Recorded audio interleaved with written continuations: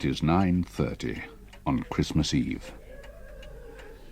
As I sit down to write this, my young family are huddled around the fire in the drawing room, still telling ghost stories.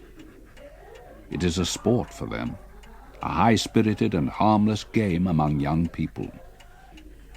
I can hear them now, vying with one another to tell the horridest, most spine-chilling tale. They speak of dripping stone walls in uninhabited castles, of secret dungeons and overgrown graveyards, howlings, shriekings, groanings and scuttlings, hooded monks and headless horsemen. This is sport indeed, an ancient tradition for the festive season, and to be sure, nothing of which I can possibly disapprove. The truth is quite other, and altogether more terrible. Stepfather? Oh, here you are. We wondered where you were hiding. I'm not hiding, Isabel. I'm just enjoying a little peace and quiet. Too much excitement for an old chap like me, I'm afraid. I wonder you can bear to be alone after Edmund's story. It was the best yet. When those fingers started scratching at the window pane, I thought I should faint. Yes, your brother certainly has a most vivid imagination. What are you writing there? Nothing. A letter. It's of no importance. Good, because it's your turn. My turn for what? To tell a story. No, I don't think so. Come on, stepfather, you must. Everyone else has. Even Mother managed one. Well, of sorts. No, Isabel, I really would rather not. Oh, don't be an old spoil sport. It is Christmas Eve. No. No, I'm sorry, nothing from me. Isabel? We're all waiting, come on. It's stepfather. He's being a bit shy. He won't come. Oh, I say, sir.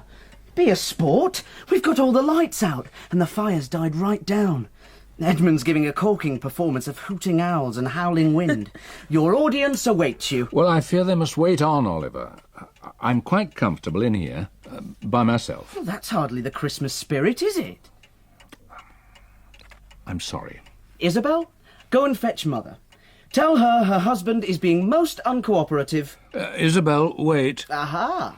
I thought that would do the trick. Both of you, please. Just leave me. Go back to the drawing room and amuse yourselves. I'm sure Edmund can come up with another tale in place of mine. But that's not the point. It's a competition. We each tell one and then decide whose was the best. Oh, you must be able to think of one ghost story, surely. Everybody knows at least one. Do your stuff, stepfather. Play the game. Come on, please. You can't let us down. Enough!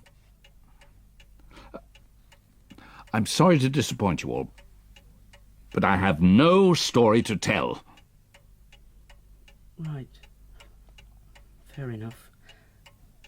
We'll, Come on, it's getting late. I think perhaps it's time for bed. Yes, right. Good night, Father. Good night, sir. Sorry to have interrupted you.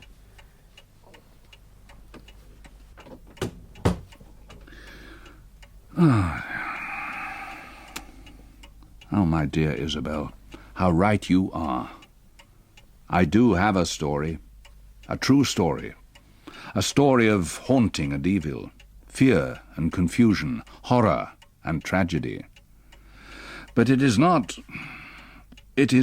a story to be told around the fireside on Christmas Eve.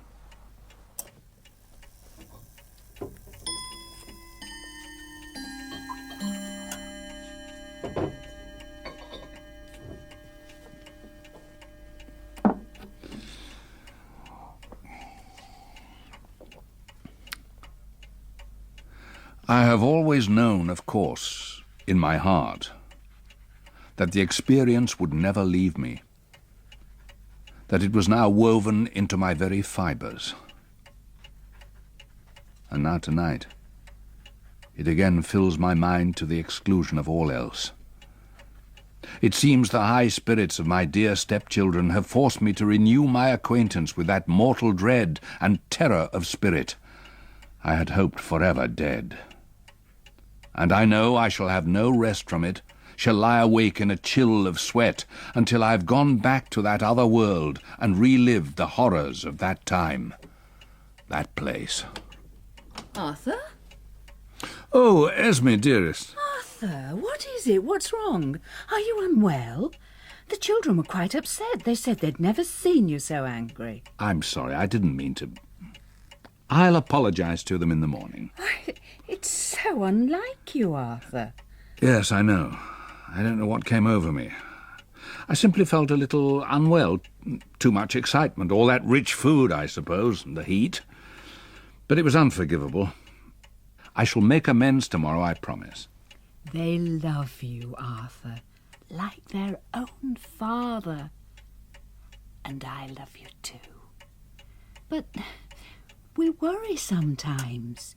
You work too hard. You must try to rest. This is a holiday. I know. And I shall, Esme, believe me. Promise? I promise. Good. I'm going up now. Will you come? Shortly. 5 more minutes, no more. Good night, my darling. Now, don't be too long.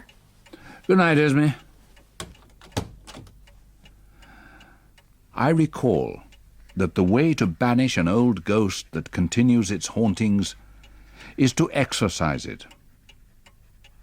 Well then, mine shall be exorcised. I shall tell my tale, write my own ghost story. And then perhaps I shall at last be free to enjoy whatever life remains for me. Years have passed since then, some 30-odd. And yet, on this Christmas Eve, I can recall it all, every last terrible detail, as if it were yesterday.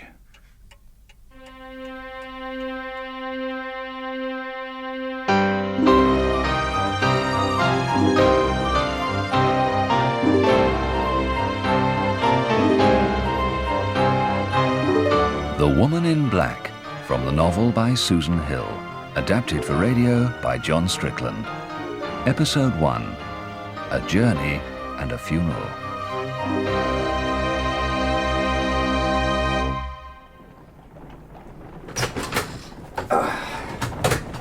Morning, Tomes. Oh, good morning, Mr. Kipps, sir.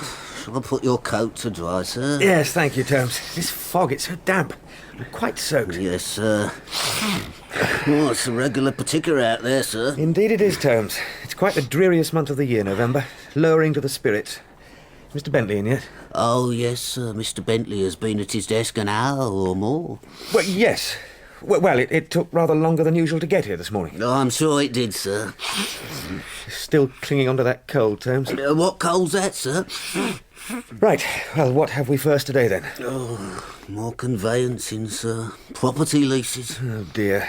Dull work for a dull day, eh? Mr. Bentley asks to see you first, sir. Straight away? As soon as you arrived, he said, sir. Oh, right. Well, in we go, then. Mr. Kipps is here, sir. Finally. Ah, good. Arthur, come in. Sit ye down. Sit ye down. Thank you, Tomes. Sir? I'm sorry I'm late, sir. I was just telling Tomes that... I don't think I ever told you about the extraordinary Mrs. Drablow, Arthur. No, sir. Drablow, Mrs. Alice Drablow, Vealmarsh House. Dead, don't you know? Ah, I'm sorry. Yes. I inherited Mrs. Drablow from my father. Her family had had their business with this firm for... Oh, years. Oh, yes. She was a good age, 87. And that's her will you have there, I take it, sir. Mrs. Drablow was, as they say, a rumman. Ever heard of the Nine Lives Causeway? No, never. Nor ever of Vealmarsh House? No, sir. Never visited the place at all? No, I'm afraid not. Oh, don't be afraid, Arthur. Living there, anyone might become rum. Well, I've only a hazy idea of where it is. Then, my boy, go home, pack your bags, and take the afternoon train from King's Cross, changing at Crewe and again at Homerby. From Homerby, you take the branch line to the little market town of Crithin Gifford, and after that, it's a wait for the tide. The tide, sir? You can only cross the causeway at low tide. That takes you onto Eelmarsh and the house. Mrs. Drablow's? When the tide comes in, you're cut off until it's low again.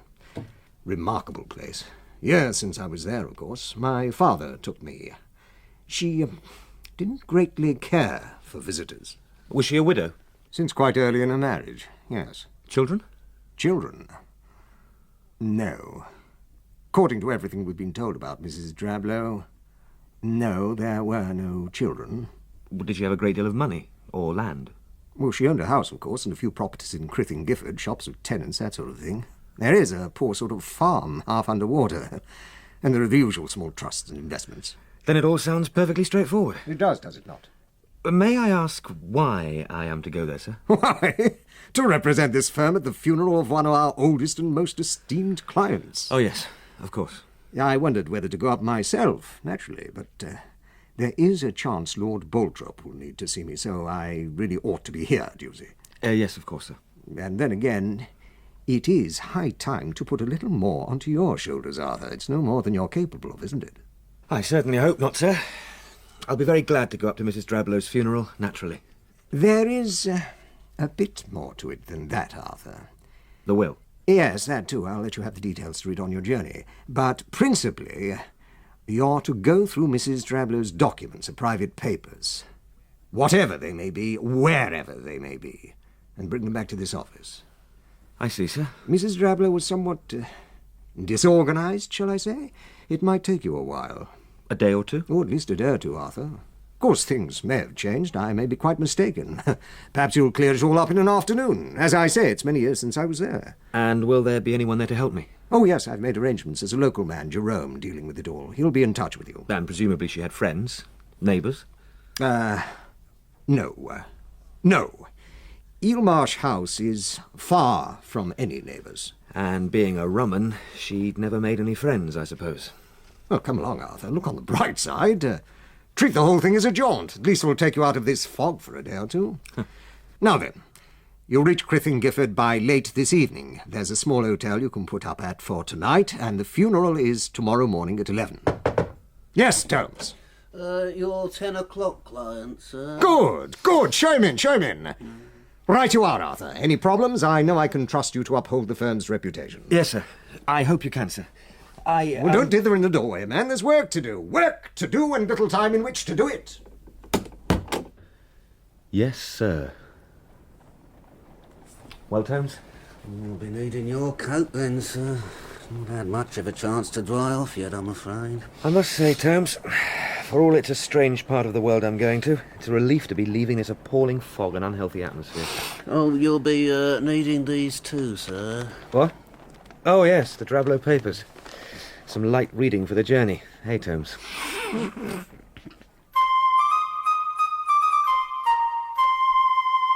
I had to return to my rooms, pack a bag for a couple of nights, and scribble a note to my fiancée, Stella, whom I hoped to marry the following year. After that, I was to catch a train to a remote corner of England of which until a few moments before I had barely heard. Nothing could have raised my spirits more than the sight of that great cavern of a railway station. I purchased newspapers at the bookstall and walked down the platform with a light step. All aboard for crew! 12:43 for crew, all aboard now! I found a corner seat in an empty compartment and settled down in great contentment. A couple of other passengers joined me, but after nodding briefly, were as intent on applying themselves to their papers as myself. Beyond the windows, it was quickly dark, and when the carriage blinds were down, all was as cosy and enclosed as some lamplit study, as we sped a good many uneventful miles towards the heart of England. At Crewe, I changed with ease and continued on my way.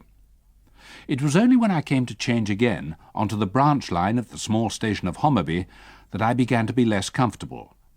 The train in which I was to travel the last hour of my journey was ancient and comfortless, smelling of cold, stale smuts, the windows grimed, the floor unswept. Until the very last second, it seemed I was to be alone. But just at the blowing of the guard's whistle, another man climbed in, swinging the door shut as the train began to pull away. It's a poor night out there.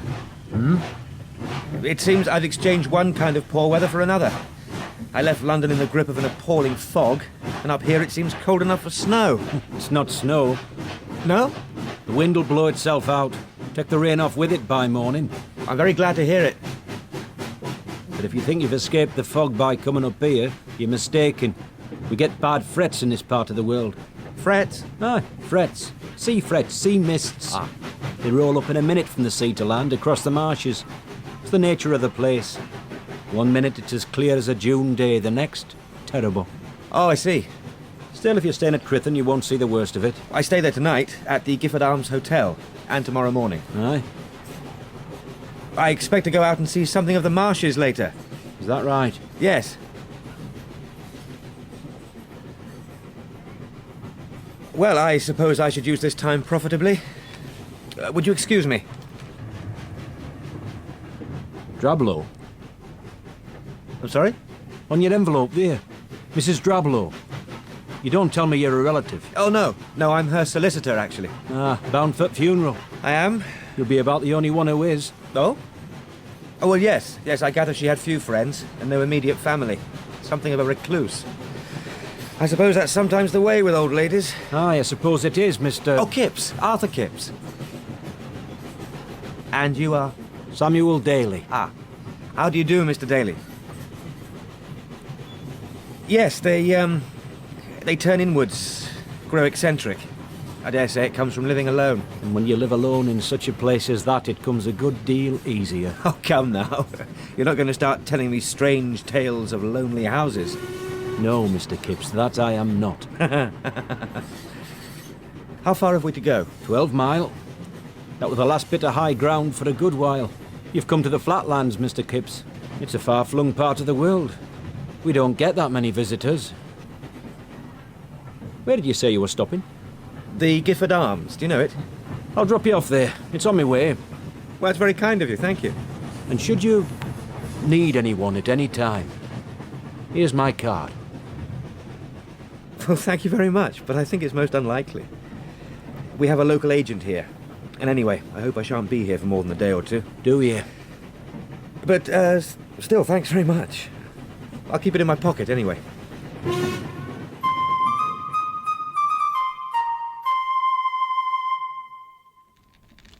Now, I can do another egg if you'd like, sir. It's no trouble. No, this is... Another pot of tea, then? No, really, no, I've had quite sufficient. I'm still full from last night's supper. Well, if you change your mind, just shout, sir. I'll only be in kitchen. Thank you. Good morning, sir. I'll just put a couple more knobs of coil on here.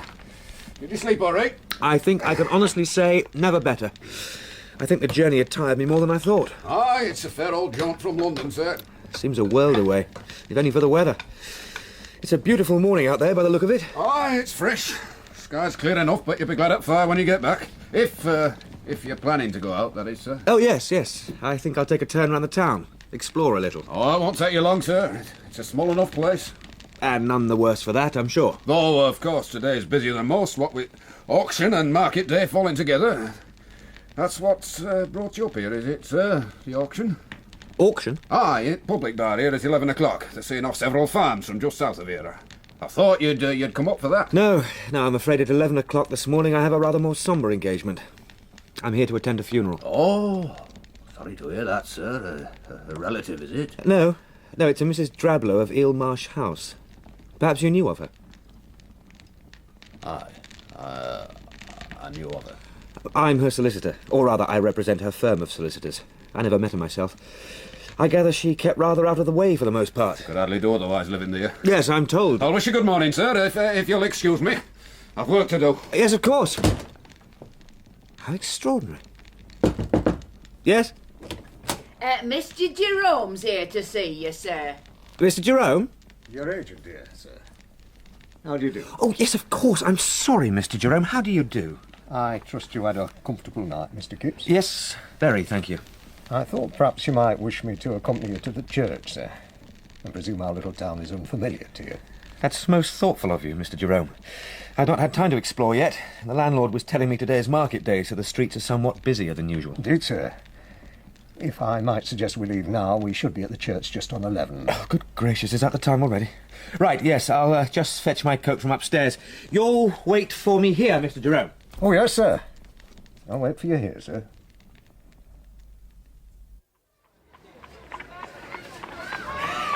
The landlord was right, Mr. Jerome. It's as busy as London and every bit as colourful. Market day, sir. They come from all over. This auction, quite an important sale, I gather. Large acreage, sir. Half the land on the Ommaby side of Griffin and for several miles east as well. 4 farms in all. There's good farming land around here is at a premium, I imagine. The area seems to be mostly marsh and salt flat. There'll be no shortage of bidders, I suppose. Well, most will have more sense than to pit themselves against such as him. And who on earth is such as him, Mr. Jerome? Daly. Daly? Samuel Daly? You know him, Mr. Kipps? No, I met him. Just briefly, on the train coming here. Is he a large landowner here, then? He's buying up half the county. And do I gather disliked because of it? Well, I may be doing business with him myself before the year is out. I suspect it's quite possible that Mrs. Drablow's estate will come up for sale in due course. Oh, I doubt whether even Samuel Daly would go that far. I don't think I fully understand you, Mr. Jerome. I know I haven't seen the full extent of Mrs. Drablow's land yet, but I gather there is a fair-sized farm a few miles out of town. Hoggits? 50 acres, Mr. Kipps, and half of it under flood for the best part of the year. Hoggits is nothing. Well, there's also Eel Marsh House and all the land surrounding it. Would not that be suitable for farming? No, sir. Well, might not Mr. Daly simply want to add a little more to his empire for the sake of being able to say that he had got it? You imply that he's that sort of man. Aye. Maybe he is, sir. Maybe he is. This is quite unsettling, Mr. Jerome. We seem to be the focus of considerable attention. Oh, yes, sir. Well, we're quite plainly being watched every step of the way. And yet each time I try to catch anybody's eye, they turn away. It's a most unpleasant sensation. I feel like some pariah. Not to worry, Mr. Kipps. This is the church here. Oh, thank heavens for that. I know I'm a stranger here, but really, I was beginning to feel as if I had 2 heads. After you, sir. Thank you.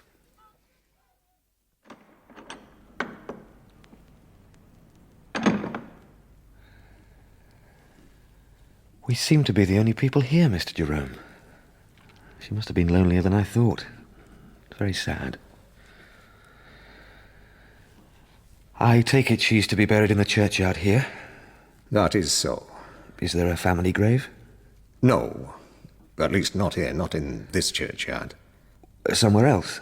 It's no longer in use. The area's unsuitable. I'm sorry? I know that my Redeemer liveth, and that he shall stand at the latter day upon the earth. And though after my skin worms destroy this body, yet in my flesh shall I see God, whom I shall see for myself, and mine eyes shall behold, and not another. Behold, I show you a mystery. We shall not all sleep, but we shall all be changed in a moment, in the twinkling of an eye, at the last trump. For the trumpet shall sound, and the dead shall be raised incorruptible, and we shall be changed. Corruptible shall have put on incorruption, and this mortal shall have put on immortality. Then shall be brought to pass the saying that is written, Death is swallowed up in victory. O death, where is thy sting? O grave, where is thy victory? I see the old lady did have one friend after all. Through our Lord Jesus Christ. Therefore, my beloved The woman brethren, stood be several rows steadfast, behind us, unmovable, and quite alone. always abounding in the She work must have of the slipped Lord. into the church after we'd taken our places. Your labor is not in vain in the Lord. She was dressed in deepest black, in a style that was somewhat out of fashion. A bonnet covered her head and shaded her face, but I could still see enough to recognize that she was suffering from some terrible wasting disease. She was extremely pale, and her skin was tautly stretched across her bones, so that it gleamed with a curious blue-white sheen. Her eyes seemed sunken back into her head, as though she had been a victim of starvation. She was quite possibly no more than 30, and it seemed to me unspeakably poignant that a woman, perhaps only a short time away from her own death, should drag herself to the funeral of another. He cometh up and is cut down like a flower. He fleeth as it were a shadow, and never continueth in one stay. We should follow the coffin, Mr. Gibbs. Miss Gibbs? What? Oh, I'm sorry. Yes, of course. Who for our sins art justly displeased, forasmuch as it hath pleased Almighty God of his great mercy to take unto himself the soul of our dear sister here departed, we therefore commit her body to the ground, earth to earth, ashes to ashes, dust to dust. Amen. Amen. My deepest condolences, Mr. Jerome, young man. Thank you. A simple service, but no less moving. Are you perhaps a relative of the deceased? Mr. Kipps represents Mrs. Drabblow's legal advisers, nothing more. Ah, I see. Well, a duty done, Mr. Jerome. A duty done. Indeed. Good day to you, sir. Yes, good day. Well, a melancholy little service, Mr. Jerome. Indeed, sir. You'll be returning to your hotel, no doubt, sir. Yes, although I would like a word with the young woman first. Perhaps I can be of some assistance to her. I beg pardon, sir. Well, I hope she can find her own way home. She looks so dreadfully unwell. Who is she? The young woman with the wasted face, at the back of the church and then in the graveyard. A young woman? Yes, dressed in black. Well, look, there she is now, over by that tree. Is there anything the matter, Mr. Jerome? You look unwell. Oh, Mr. Jerome, are you all right? Look, if you can just walk a few steps back to the porch, you can rest and recover while I go for help. A car. No! But my dear fellow! No! I do apologise. I'm so sorry. It's nothing, a passing faintness. I think it would be best if you would just walk back with me towards my offices in Penn Street, just off the square. Well, if you're sure. Quite sure. But, Mr. Jerome, please wait, are you sure? But Mr. Jerome was hurrying away, almost running in his eagerness to get out of the churchyard. It was an extraordinary scene. Only seconds earlier, he had been on the verge of a complete collapse, triggered apparently by my reference to the young Lady Muna, and yet now he moved like a man possessed, out of the churchyard, past a row of small children, lined up against the iron railings, staring in at the mournful proceedings. Their pale, solemn faces with great, round eyes, their little hands gripping the railings tightly, each one of them silent and quite motionless. It was a strangely grave and touching sight. As I followed Mr. Jerome, I caught the eye of one and smiled at him gently. But he looked at me blankly, his expression almost disturbingly unchildlike. Had I been less concerned with catching up with Mr. Jerome and making sure he was all right, then I might have felt rather more clearly the distinct chill that was settling over the graveyard, despite the bright autumn sunshine that made the distant marshes shimmer and gleam on the far horizon.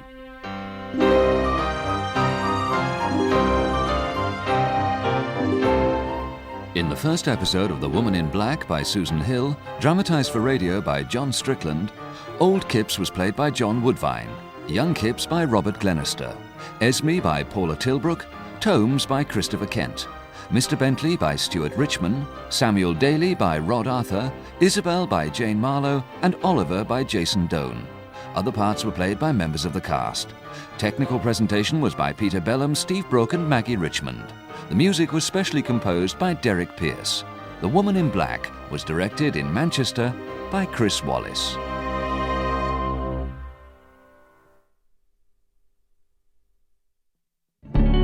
This is BBC Radio 4 Extra.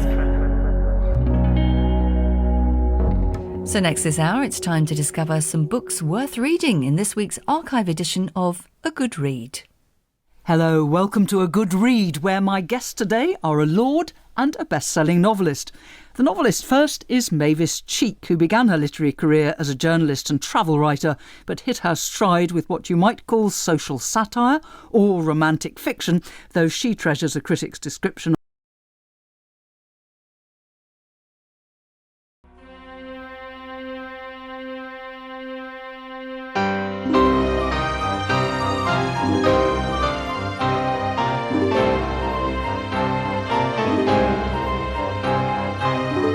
The Woman in Black, from the novel by Susan Hill, adapted for radio by John Strickland. Episode 2, A Causeway and a Pony Trap. You may leave me here, Mr. Kipps. My office is just above the shop, thank you. You are most welcome, Mr. Jerome. Although, are you quite sure you're recovered? You didn't seem at all well back there at the churchyard. I've already apologised, Mr. Kipps. I assure you it was nothing. Well, I think the walk back must have done you good. You've a good deal more colour now than you had a few moments ago. As I said, sir, a passing faintness, nothing more. Yes, quite. Now then, what time shall I return? Return, Mr. Kipps? Yes? Are you not to take me over to Eelmarsh House later? I think there must be some mistake, sir. I shall not go across there. You can cross any time after 1 o'clock. Keckwick will come for you. He's always been the go-between to that place. I take it you have a key? Yes. Brought one up from London with me. Good. He'll call for you at the Gifford Arms, sir, within the hour. All right. I do want to get there today if I can. It'll enable me to make a start at least, though I shall probably have to go across again tomorrow. I really have no idea what I'll find until I get there. It would no doubt make much more sense to sleep there overnight. Oh, I think you'd find it much more comfortable to continue staying where you are, sir. Well, the food is certainly first rate. Yes, you may be right. I'm sure I am, sir. So long as it causes no one any inconvenience. You'll find Keckwick perfectly obliging, sir. I'm sure I will. Though not very communicative. Now, if you will forgive me... Mr. Jerome scuttled away again like a rabbit to its hole. I half moved to call him back, for I was becoming curiously irritated by his evasiveness, and thought of trying to get out of him exactly what was meant by it. It all seemed to hint of silly local tales which had grown out of all proportion. Doubtless, in such a place as this, with its eerie marshes, sudden fogs, moaning winds, and lonely houses, any poor old woman like Mrs. Drablow might be looked at askance. Once upon a time, after all, she would have been branded as a witch. For my own part, as I crossed the square back to the hotel to wait for Mr. Keckwick, I resolved to enjoy the whole business, to relish my new-found responsibility. I would endeavour to be amused by it all, as adding no more than a touch of spice and local colour to my expedition. Come on. What's keeping you, man? Yeah, come in. Oh, it's only me, Mr. Kipps. I'm sorry to interrupt, but will you be here for your lunch? Only we it being market day, it'd help if I had some idea at numbers. Well, it's beginning to look as if I shall be stuck here all day. I was expecting a Mr. Keckwick to take me across to Eelmarsh House, but I dare say Mr. Jerome forgot to tell him. Keckwick? Why, he's outside, sir. I wondered who he were waiting on. He's outside? Aye, always been there 10 minutes or more. Well, why didn't he come in and announce himself? I've been sitting here for the last half an hour. Am I to tell him you're on your way, sir? No, it's all right. I'm quite ready. I'll find him myself. As you like, sir. Oh, does that mean you'll be back for your supper, then? Yes, though I'm not sure what time. That rather depends on what I find out there. At Eelmarsh, sir? Well, yes, that's where I'm headed. Aye. Well, no doubt you'll be back before dark, Mr. Kipps. Keckwick'll see to that, I'm sure. Will he? Good. Now, look, I really must go before our Mr. Keckwick takes it into his head to leave us as anonymously as he arrived. Now, you take care out there, Mr. Kipps. Mr. Keckwick? Mr. Kipps? Oh, you're Mr. Keckwick. I'm sorry, I was expecting a car for some reason. But this is delightful. Do I climb up? Without you want to walk behind? I beg your pardon? Oh, right, yes. If I can just use this to pull myself. There. Get over there! Oh, I say, this is quite a novel experience for me, Mr. Keckwick. It's a while since I've ridden in a pony and trap. I'm sorry to have kept you waiting, Mr. Keckwick, back at the hotel. I didn't realise you'd arrived until the landlord's wife told me. You see, I'm afraid you were sitting outside and I was sitting inside, both of us twiddling our thumbs for a good 10 minutes. Still, no matter. It's a beautiful morning at the time of year. Should be good for business today. It's the church again. This is the second time I've seen it today. I was at the funeral this morning. Mrs. Drablow's. It all seemed to pass off fairly, smoothly.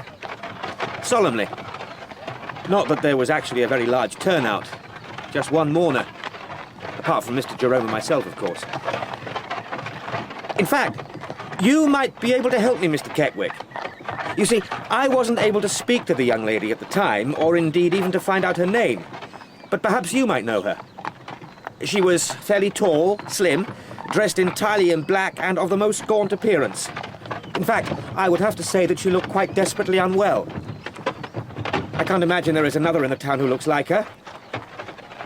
Would you have any idea who she might be? Go on, go there! Keckwick was marginally more taciturn than Mr. Jerome, if that were possible.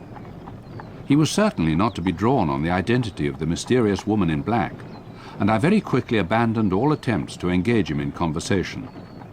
Instead, I concentrated on my immediate surroundings as we drove on out into open country, leaving Crythin Gifford and all its market day bustle far behind. And what country it was! All around and above and way beyond, there seemed to be sky, and only a thin strip of land. As we drove briskly across the absolutely flat land, we passed no farm or cottage, scarcely even a tree. All was emptiness. The hedgerows petered out. The ploughed soil gave way to rough grass, dikes and ditches filled with water. And then we were approaching the marshes themselves. We seemed to be journeying towards the very edge of the world. And this must be the Nine Lives Causeway we're on now, Mr. Keckwick, eh? Presumably, when the tide comes in, it's quite submerged. Easy, girl, easy. Not a place to come without a good knowledge of the local tides, eh? But quite astoundingly beautiful nonetheless. I never imagined such a place as... Good gracious! That, I take it, is Eelmarsh House. Up ahead. Aye, that's her. It stood like some lighthouse or beacon, rising as if out of the water itself. A tall, gaunt house of grey stone, with a slate roof that gleamed like steel in the pale light. It was quite simply the most astonishingly situated house I had ever seen, or could ever conceivably have imagined. Isolated, uncompromising. Handsome, Mr. Keckwick. That's a quite astonishingly handsome house. I've never seen the like. Oh, there. Oh! Thank you, Mr. Keckwick. Well, I simply don't know what to say. I am truly speechless. I've certainly never been anywhere quite like this. It's a rather strange sensation. Lonely as could be, but also exciting. Disturbing, I was going to say. Although, to be sure, there's nothing here to frighten. There's not much here at all, Mr. Kipps. Indeed. Wind, marsh birds, reeds and still water. It's a rare and beautiful spot. I can hardly wait to explore the place. Sorry. I was quite transported for a moment. How long will that causeway remain passable? Till about 5. Oh, is that all? Well, listen, it'll be quite ridiculous for you to be driving to and fro twice a day like this. I think the best thing will be for me to bring my bags, and some food and drink, of course, and stay over a couple of nights. Stop here? Oh, yes. It seems the most sensible course of action. So for now, I'd simply like you to collect me before the tide comes in this afternoon, and then tomorrow morning bring me back out here as early as possible. If you are agreeable, that is. It's not for me to be agreeable. Or you perhaps prefer to wait here for me now, though I shall be a couple of hours. You know what suits you best. Getcha! We're there! And a very good day to you too, Mr. Keckwick. Extraordinary people. I think you may have had the right idea, Mrs. Drablow. Staying out here as far away from them all as possible. Now then, let's have a look at exactly what Eelmarsh comprises. I walked away from the house, across an area of scrub and field, towards the ruins of some old church or chapel, which I'd noticed earlier as we approached the island. To the west, the sun was already beginning to shoot arrows of fire and blood-red streaks across the water. To the east, sea and sky had darkened slightly to a uniform leaden grey. Behind the crumbling arches of the derelict chapel was a small burial ground, enclosed by the remains of a wall.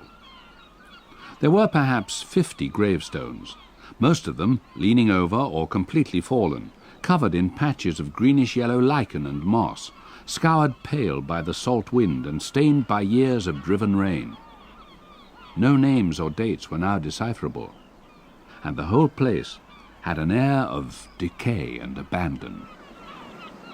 Well, perhaps on a warm summer evening it's altogether different. But for now, Mrs. Drablow, it's about as bleak and eerie a place as I can think of. It's time to go inside, I think. Oh! I'm sorry. I didn't mean to disturb your nest, whatever you are.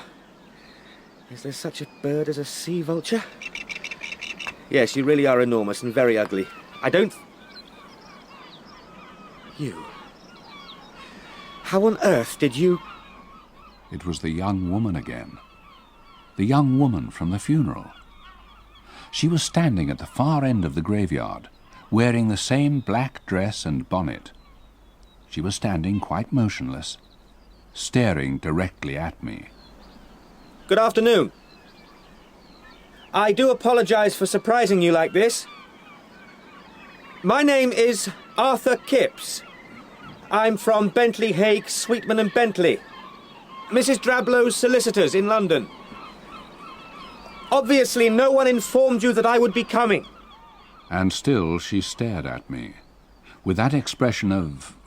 I can only describe it as an expression of desperate, yearning malevolence.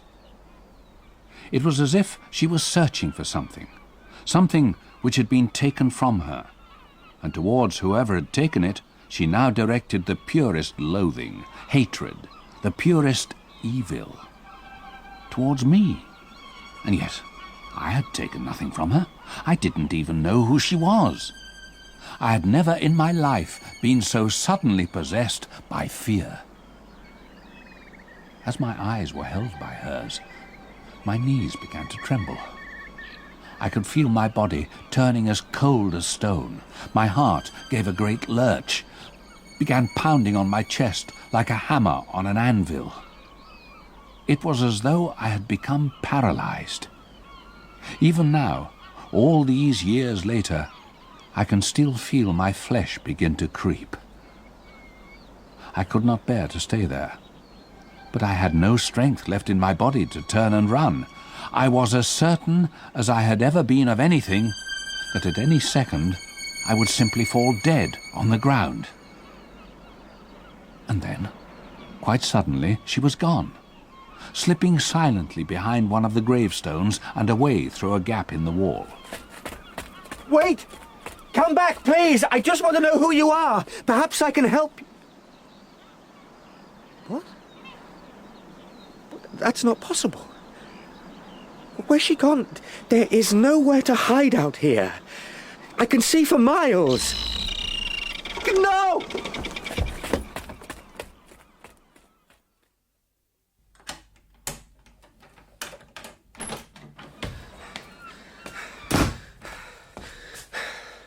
Who is she? Who is she? Oh, I did not believe in ghosts. Not then. And yet, in the desolation of that burial ground, in that peculiar fading light, I had just seen a woman whose form was in some essential respect ghostly. She had appeared and then vanished in a way that no real living human being could possibly manage to do. But I could have touched her. I saw her quite clearly. She was there. She was real. No. No, I do not believe in ghosts. There's an explanation for this. Somewhere in this old house there is an explanation. Hello? Hello, it's Arthur Kipps again. I didn't mean to startle you just now.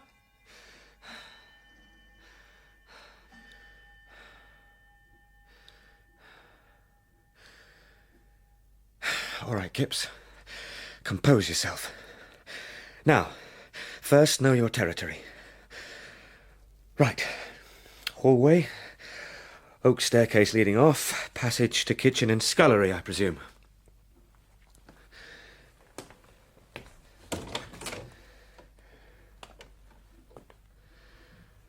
Drawing room. Leading through to Sitting room. Dining room. All with a rather musty, sweet-sour smell. Though I suppose that's hardly surprising. It must have been shut up for some time now. There was nothing dramatic or unpleasant. The furniture in each room was old-fashioned but good, solid, dark. Many of the rooms had clearly not been used for years. The whole place was curiously impersonal. The furnishings, the ornaments, the decoration, all dull, gloomy, and rather unwelcoming. Here was nothing elegant, nothing that spoke of individuality or taste, nothing to give me the slightest clue as to the identity of the young woman in black I had now seen in 2 separate graveyards. Small parlour and study. None of it quite to your taste, I'm afraid, Stella. Perhaps we won't move here after all. Now then, what precisely is inside all these cupboards and drawers? Oh! My goodness! It was a cascade of old papers. As I worked my way around the various desks, bureaus and writing tables, I gradually revealed a mountain of correspondence, receipts, legal documents, notebooks, tied up in bundles, yellow with age. Most of it probably worthless, but all of it requiring close examination before I could decide which of it needed to be carried back to London for Mr. Bentley's attention. This is a huge task. Did you ever throw away a single piece of paper in your life, Mrs. Drablow? Oh, there's no point in starting this now. It's far too late.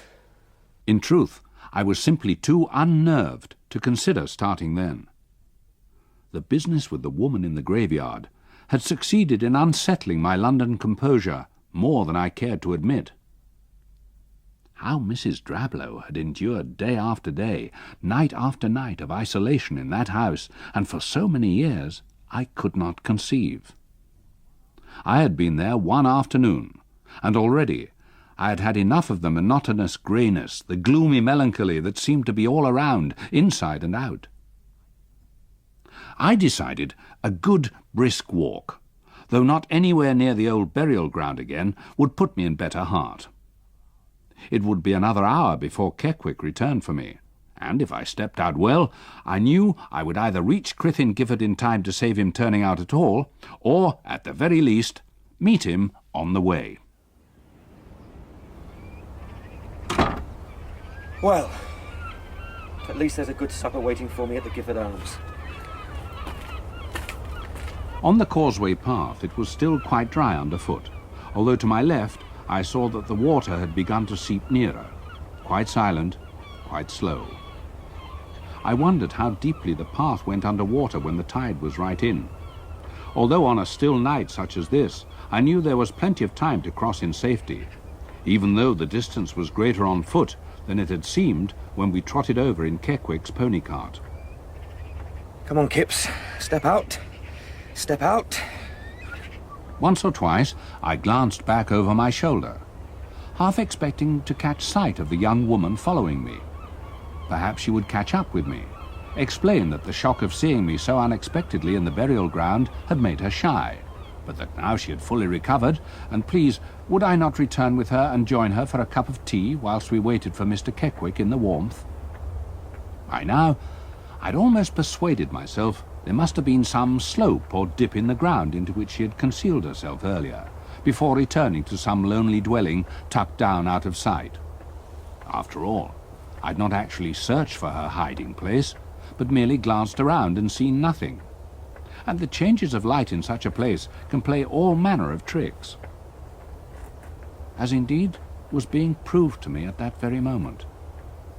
For peering into the greyness ahead, it seemed to me that the end of the causeway was receding from me the further I walked towards it. Very soon, I could not actually see my goal at all. It's a sea fret. The sea fret Mr. Daly told me about. Almost without me realizing, A thick, damp sea mist had rolled over the marshes as I walked, and enveloped everything, myself, the house behind me, the causeway ahead. This is quite absurd. I can't see anything. It was choking, thick and salty, moving in front of my eyes. I felt confused, teased by it, as if it were made up of millions of live fingers that crept over me, hung on me, and then shifted away again. I'd better go back. Wait for this to clear. I'm sure Mr. Daly said they lift as quickly as they fall. Oh, God, where's the path? I should have brought a torch. Help! Can anyone hear me? Oh. Please, are you there? Young lady! This is ridiculous. Please, let me reach the house. Can anyone hear me? I need help! Help!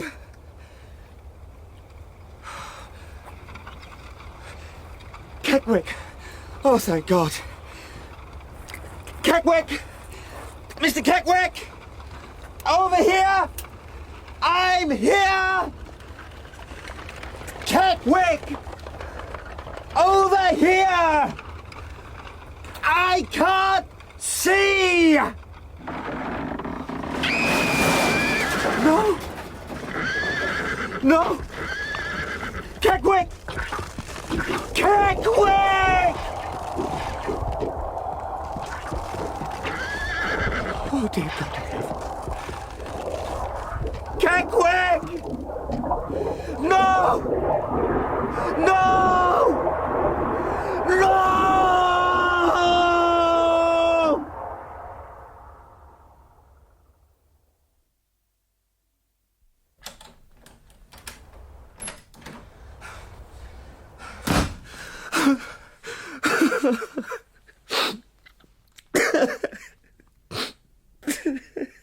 To this day, I couldn't tell you how I reached the house, or how long I lay there in the hallway, weeping in an agony of fear and frustration. I had heard, beyond any doubt, the terrible last sounds of a pony and trap carrying a child, as well as Keckwick, struggling desperately as it was sucked under by the quicksand. And I'd been able to do nothing but stand and listen as those poor creatures slowly choked and drowned in the mud and water. I do know that eventually I was able to pull myself together sufficiently to go about the house switching on every light I could make work, hoping, against all reason, that it would be seen like a lightship by someone, somewhere across that dark, misty wasteland. Every room I went to was orderly, dusty, bitterly cold and damp, yet also somehow stifling. As I moved around the house, I grew more rather than less agitated. I began to be angry at Mr. Bentley for sending me here, at my own foolishness in ignoring all the hints and veiled warnings I'd received about the place. And when I came to one door, the only door that was locked, with no keyhole, no bolt on the outside, I'm afraid my anger exploded.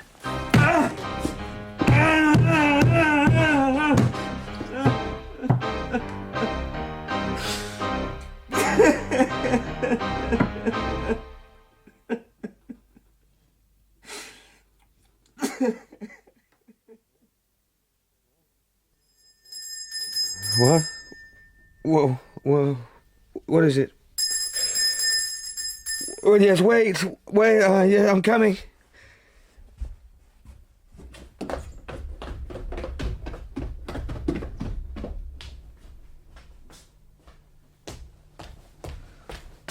Who is it? Who's out there? Mr. Kipps?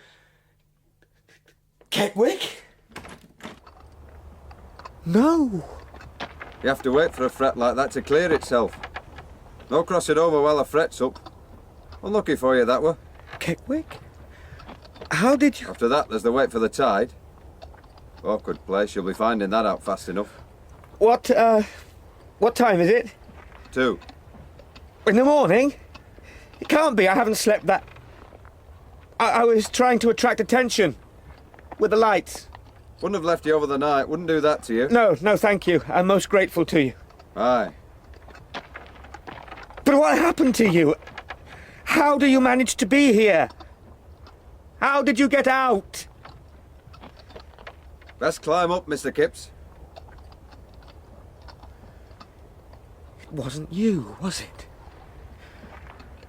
Out there on the marsh. It was someone else. Who, Mr. Keckwick? Who in their right mind would have been driving out there on a night like this and with a young child? Who was it? He's wanting to get home, Mr. Kipps. Yes, I must lock up the house before...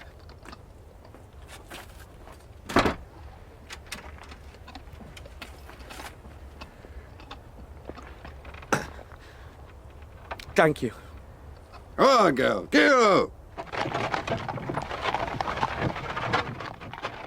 I fell into a sort of trance, half sleeping, half waking, rocked by the motion of the cart. I knew that I had entered some hitherto unimagined realm of consciousness, that coming to this place had already changed me, and that there was no going back. I had seen things I'd never dreamed of seeing, and heard things too. I knew then that the woman by the graves had been ghostly, and I began to suspect, as we crossed the now quite clear causeway beneath the riding moon, that the pony and trap I had heard out on the marsh, the pony and trap with the child who had cried out so terribly and which had been sucked into the quicksands, they too had not been real, not there, present, substantial, but ghostly also. Oh, what I had heard, I had heard. What I had seen, the woman with the pale, wasted face by the grave of Mrs. Drablow and again in the old burial ground, I had seen. I would have sworn an oath to it. And yet, they had been, in some sense I did not then understand, unreal, ghostly, things that were dead. Come on now, get up!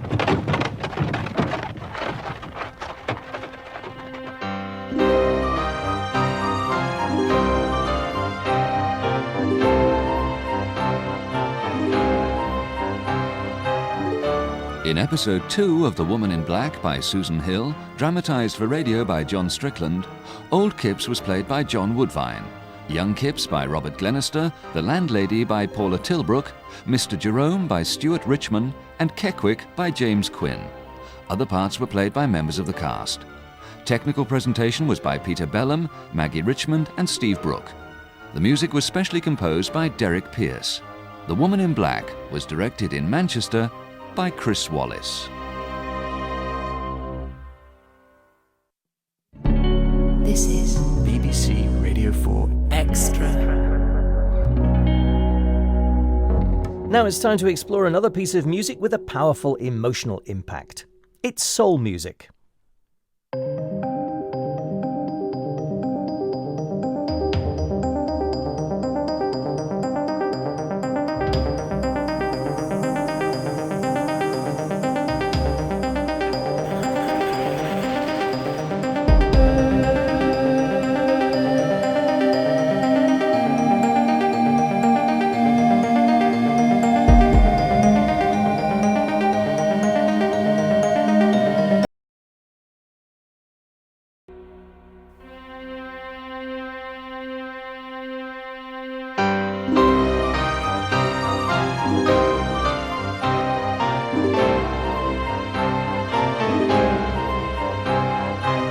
The Woman in Black, from the novel by Susan Hill, adapted for radio by John Strickland.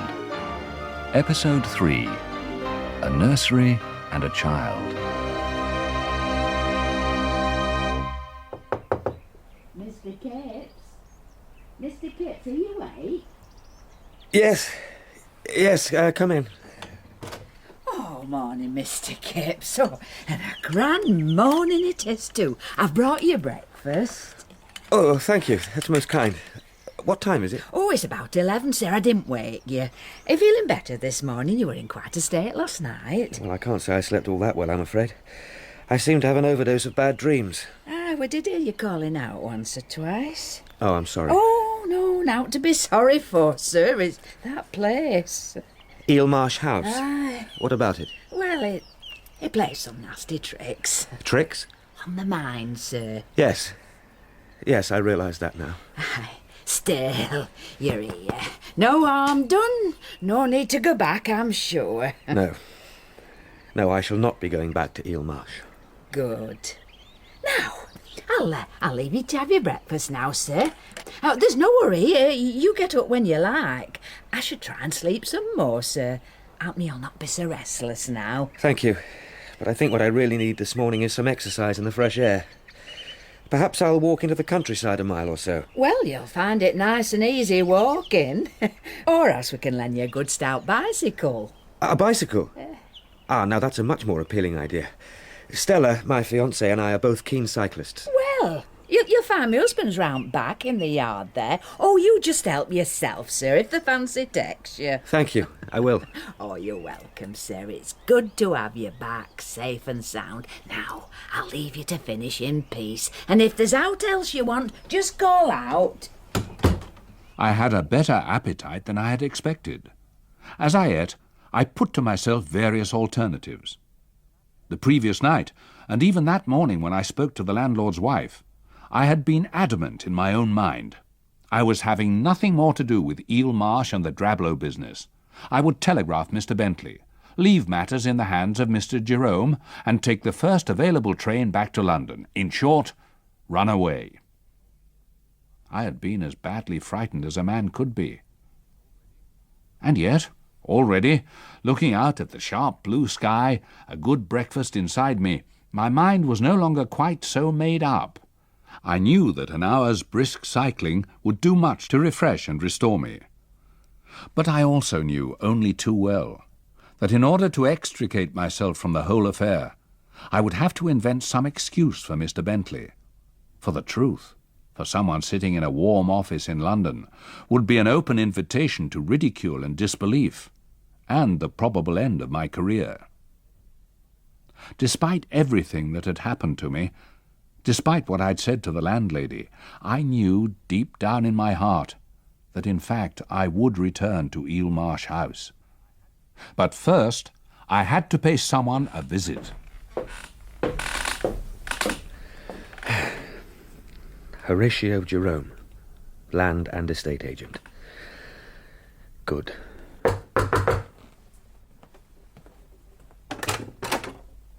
Oh, it's you. Indeed it is, Mr. Jerome. Good morning to you. Yes, good morning, Mr. Kipps. May I come in? Well, I've not much time. Oh, this shouldn't take long, Mr. Jerome. 1 or 2 questions, no more, I promise. Very well. I'll do my best, though I tell you now, I know very little. Well, I'll come straight to the point. You see, I had no idea. I don't know whether you had, of the volume of papers belonging to Mrs. Drablow. Tons of the stuff. Most of it, I've no doubt, so much waste, but it will have to be gone through, item by item, nevertheless. Indeed. Well, it seems to me that unless I am to take up residence in Crithin Gifford for the foreseeable future... Yes, quite. I shall have to have some help. Oh, no. I'm afraid I can't offer you help, Mr. Kipps. Well, I wasn't thinking you would do anything personally, but perhaps you have a young assistant. No, there's no one. I'm quite on my own here. I can't give you any help at all. Well, help me find someone, then. Surely the town will yield me a young man with a modicum of intelligence, keen to earn a few pounds. I'm sorry, this is a small place. Young people leave.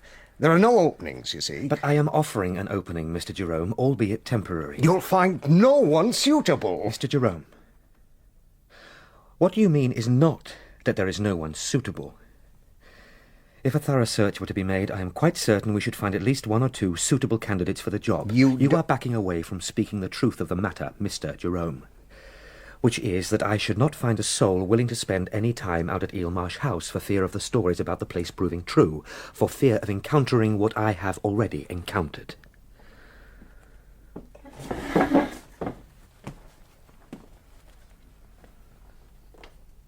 Keckwick came back for you? Yes. I was more grateful than I can say. There's nothing Keckwick doesn't know about Eelmarsh House. Do I take it he fetched and carried for Mrs. Drabler? Oh, she saw no one else. Not another living... Not another living soul. There are stories, tales, there's all that nonsense. I can believe that. You can discount most of it. But not all? You saw that woman in the churchyard. And I saw her again. She was in the old burial ground on the island.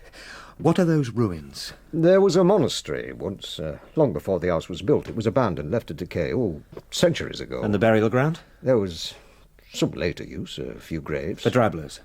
Mr. Kipps, I'm sorry, but... Mr. Jerome, I'm afraid I am not going to be put out by a ghost. Or indeed several ghosts. My time out there so far has not been altogether pleasant, I confess, and I should be glad to find a companion with whom to share the work. And it is work that has to be done. And anyway, I doubt if the woman in black can have any animosity towards me personally. Who was she? Is she?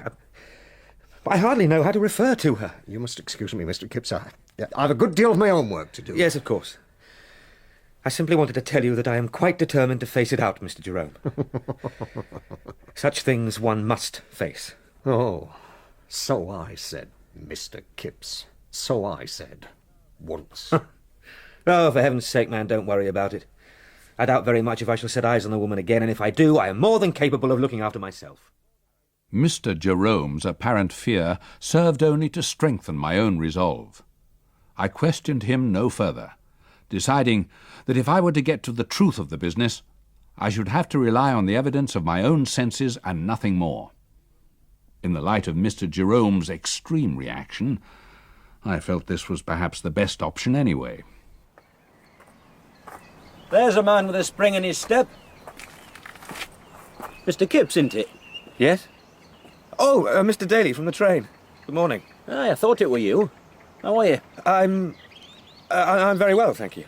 That's good. Yes, I've just been to see Mr. Jerome. Jerome? And how is the business? Mrs. Drabler's estate. Oh, I shall soon have all that in order. Though I confess there is rather more to do than I thought. Been out to the house? Certainly, I was out there yesterday. Ah. Yes, to tell you the truth, I rather enjoyed it. Quite a challenge. Was it now? Yes, it was. You seem doubtful, Mr. Daly. Mr. Kipps, you are whistling in the dark. I'm sorry? Come for some dinner tonight. 7 o'clock. Well, that's kind of you. Thank you. Yes, I will. Your landlord will tell you the way. Thank you. I'll see you at 7 then.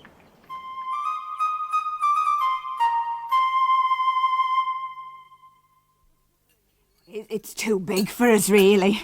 Just the two of us now. We rattle round like peas on a drum. It's an impressive place, Mrs. Daly. Oh. You must be very proud. Money, Mr. Kipps. That's what it's about. I'm not ashamed to say I've made a few pounds in my life, and this place is just to let everyone know. Something for them to grind their teeth over of an evening. Well, do they resent your success, then? I've no idea, Mr. Kipps, though I wouldn't be surprised. Samuel. What? Whatever will Mr. Kipps think of us? He can think what he likes. I'm speaking now but the truth. Now then, how about a port? We'll go through to the study. Thank you very much, Mrs. Daly, for a delicious dinner and truly delightful company. Oh, that's very kind of you, Mr. Kipps. Perhaps next time we might look forward to meeting your fiancé. Next time? I don't suppose he'll be up here again before he has to. Samuel. Come on, Arthur, before I say something else wrong. Right. Sit yourself down. Thank you. You're very good health. You're a fool if you go on with it, you know. I beg your pardon? Oh, you're referring to my business at Eel Marsh. Listen, I'm not going to fill you up with a lot of old wives' tales. You'd find those out fast enough if you ask about the place. Maybe you already have. No, only hints. And Mr. Jerome turning a little pale. But you went out there. Yes, I went there. And I had an experience I shouldn't care to go through again. Though I confess I can't explain it. Have a try. It seems to me, Mr. Daly, that I have seen whatever ghost it is that haunts Eel Marsh and that burial ground. A woman in black with a wasted face. Because I have no doubt at all that the young woman I saw was what people call a ghost. Well, she did me no harm. She neither spoke nor came near me. I did not like her look, and I liked the power that seemed to emanate from her towards me even less. But I have convinced myself that it is a power that cannot do more than make me feel afraid. If I go there and see her again, I am prepared. That's good, Arthur. That's very good. And what about the pony and trap? And the child? Mr. Daly, if you think I should give up the job I've been sent here to do and turn tail and run, then You shouldn't go there. I'm afraid I'm going. You shouldn't go there alone. I can find no one to go with me. No, I don't suppose you can. Good God, man, Mrs. Drablow lived alone there for, what was it, 60-odd years? She must have come to terms with all the ghosts about the place. Aye, maybe that's just what she did do. Look, I think I'd better get back to the hotel. I had a late night last night. Fair enough. Thank you for your hospitality, and please thank Mrs. Daly once more. You want a lift back? No, thank you. I'd prefer to walk. Get some fresh air. As you like. You sit on it, then? Yes, I am. Then take a dog. Actually, I haven't got a dog with me. I have. Come on! In here! Take her. Bring her back when you're done. Well, will she come with me? She'll do what I tell her. What's her name? Spider. Spider. All right, I'll be glad of her company, I confess. Thank you. Come on, then. Spider. Here, come, girl. Go on, girl. Stay with him. His master's voice.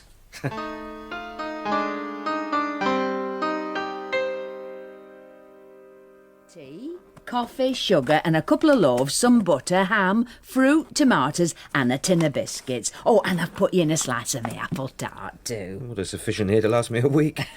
I hope to be there no more than a couple of nights at the most. Well, better to much than to little, Mr. Kipps, though I don't know why you have to stop over there at all. I'm sure Keckwick wouldn't mind coming out to fetch you back. No, it makes much more sense. The whole business will be finished much more quickly. All right, Spider, we're going in a minute. There's a good girl. Well, me husband's dug out a torch and some Wellingtons. I don't know that they'll fit you, mind. Oh, I'm sure they'll do in an emergency. Thank you. Now, come on, I'll give you a hand with this hamper. Good. Come on, Spider. I think we're finally on our way. Now, you take care, Mr. Kipps. Don't be too proud. Come on, Spider. Keep up. Nearly there. The sun was high, the water glittering, everywhere was light, space and brightness. The very air seemed somehow purified and more exhilarating. Once I'd arrived at Eelmarsh House, I spent half an hour establishing myself, building a fire in the drawing room, setting linen and blankets to air, letting up blinds and opening windows. And then, seated at a large desk, a pot of tea at my right hand, Spider at my feet, I commenced work. It was pretty tedious going, but I persevered patiently enough, untying and cursorily examining bundle after bundle of worthless old papers, ancient household accounts, banker statements and doctor's prescriptions, letters, Christmas cards. There's even shopping lists here, Spider. This is all just so much waste paper apart from the letters. Well, I suppose I must read them properly later on. Oh, how about a walk, eh? If I don't have some fresh air, I'm going to fall asleep. Come on. Go on, then. Go on. What do you want, eh? You want me to throw you a stick? All right, then. Okay. Go on, then. Fetch. That's it. Good girl. Come on. This way. Let's take a look at the burial ground. See if we can find my young friend. In loving memory, something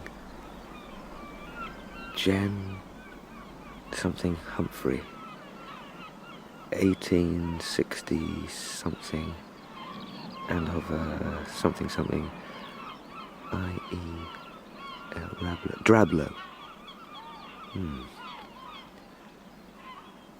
This was the stone she was standing next to, Spider. Where is she today, eh? I wonder. Come on, it's too cold out here. I'll race you back. Go on, Spider. Go on, grab it.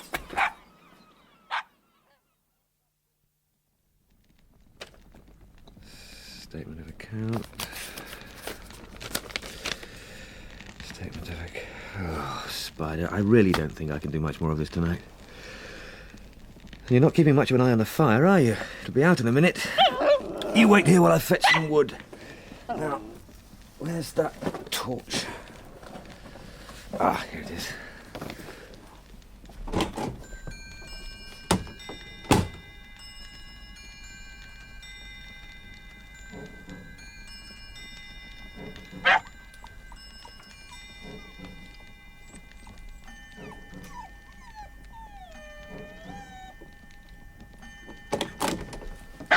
All right, I'm here, you silly animal.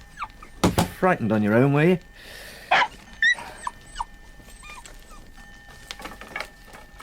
There. That'll soon burn up again, eh, Spider? You like your fire, don't you? Where did it go? What's wrong? Did you think I was going to leave you just now, eh? Come on, it's all right. I was only...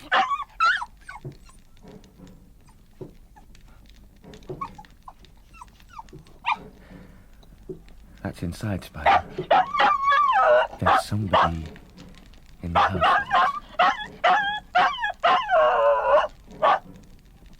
No, it's all right, girl. It's all right.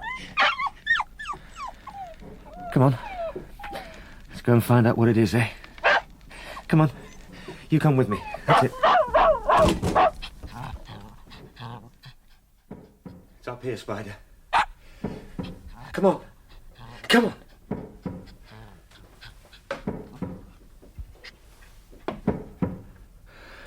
It's this way. Stay with me now.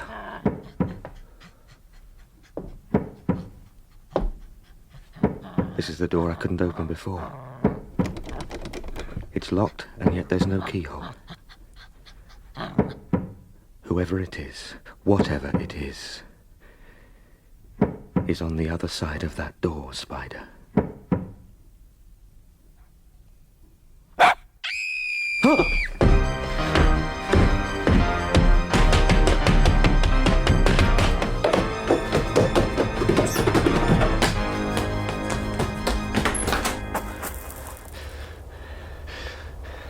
Nothing. There's nothing here. No one.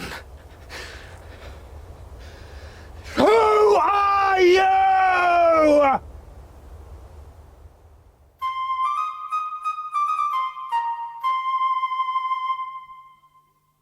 When I awoke the next morning, for somehow I had slept, though I'm still not sure how, it was to gaze out on a depressing change in the weather.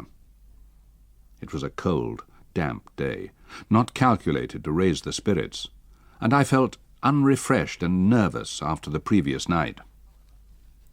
However, Spider seemed her old cheerful self, and after a hot bath and breakfast, and with a new fire blazing in the hearth, I felt strong enough to resume my work. I worked steadily all day, clearing several more piles of rubbish, and then, after dinner, settled in front of the fire with Spider. Outside, a thick fog had descended silently over the island.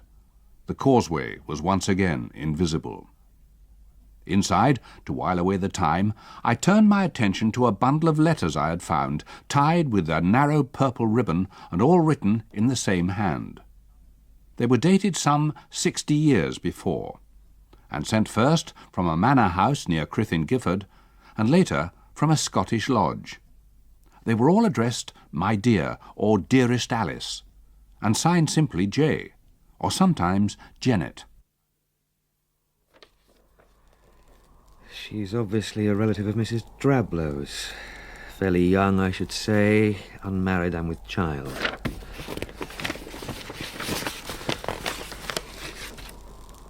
Now, in this one, she's obviously still at home with her parents. But then, from here on, she's been sent to live in Scotland. Yes, where her son is born. Are you following all this, Spider, eh? She's apparently under pressure to give the boy up for adoption. But she's obviously desperately fond of him. He is mine. Why should I not have what is mine? He shall not go to strangers. I shall kill us both before I let him go. Ah, here she is again. What else can I do? I am quite helpless. If you and Em are to have him, I shall mind it less. I suppose it must be. M. Now, who's M? Person unknown, eh, Spider?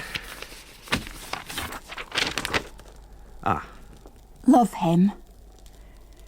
Take care of him as your own. But he is mine. Mine. He can never be yours. Oh, forgive me. I think my heart will break. I think my heart will break. J.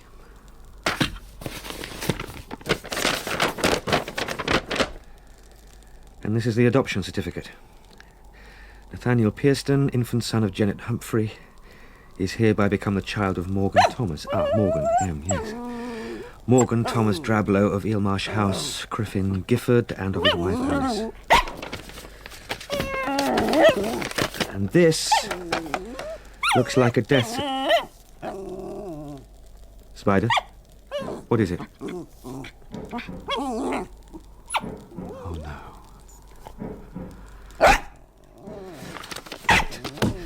We'll put an end to this, even if we have to break the door down to do it. Come on, Spider.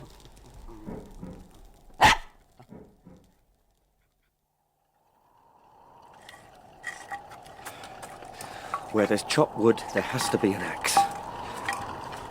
Yes! I thought as much. Keckwick? Keckwick?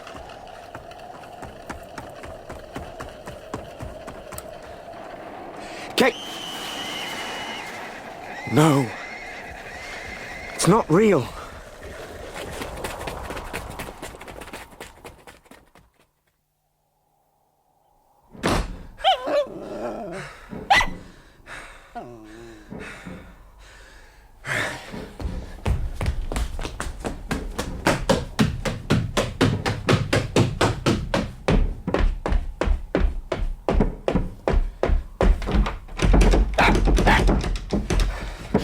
Who's in there? Who is it? Open this door! I shall use this axe!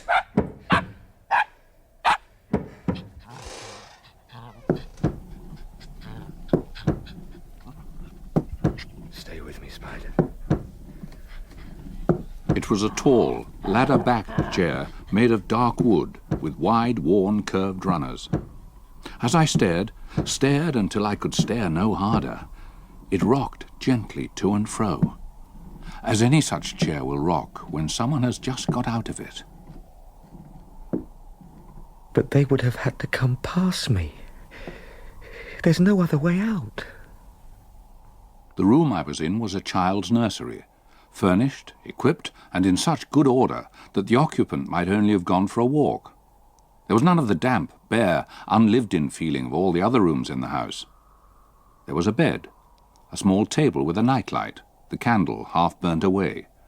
In the chest of drawers, clothes. Clothes for a small boy of 6 or 7.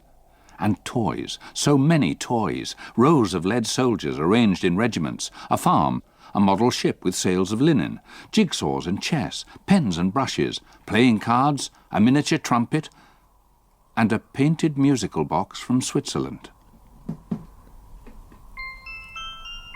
They might have been played with this afternoon. And yet they must have been here half a century. Oh, Spider. There's nothing here to frighten us. Just emptiness, sadness, something lost. What happened here? Who is it sits here every night, rocking to and fro? Who are they waiting for? What is it, girl? What is it? Spider! Come back! Wait for me!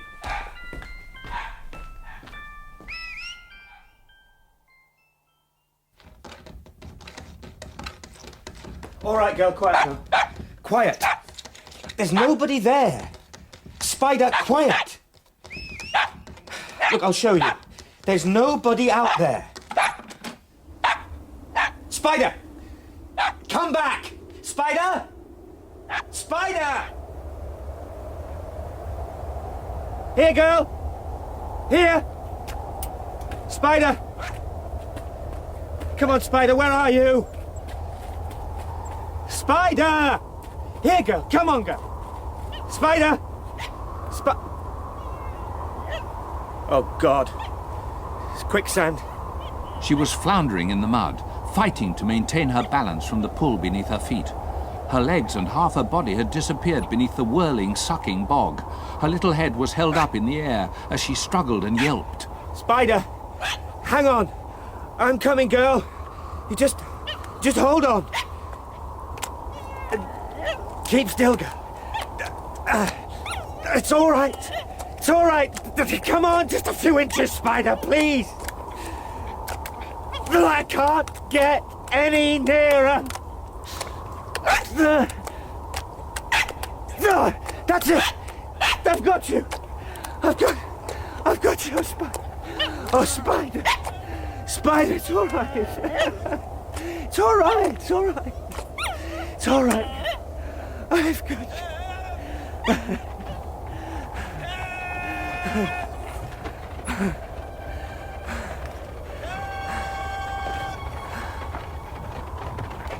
Leave me alone.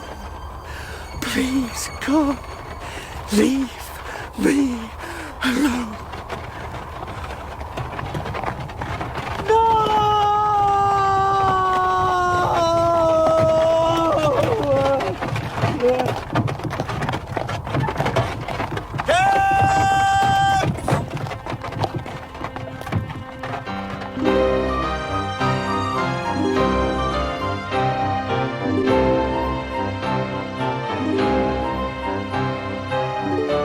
In episode 3 of The Woman in Black by Susan Hill, dramatised for radio by John Strickland, Old Kipps was played by John Woodvine, Young Kipps by Robert Glenister, The Landlady by Paula Tilbrook, Mr. Jerome by Stuart Richmond, Samuel Daly by Rod Arthur, and Mrs. Daly by Diane Whitley.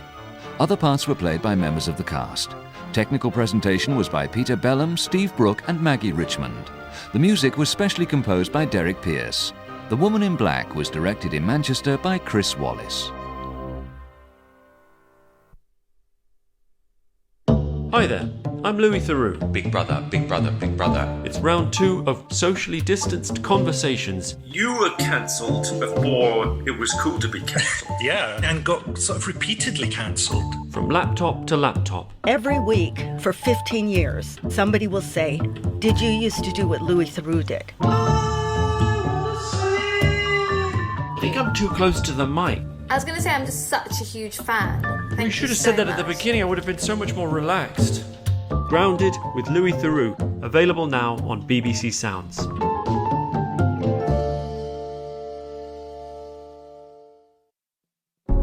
This is BBC Radio 4 Extra.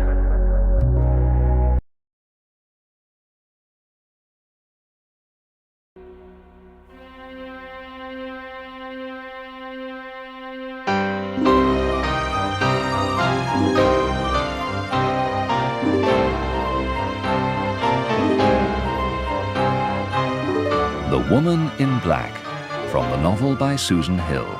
Adapted for radio by John Strickland. Episode 4, Letters and Death Certificates.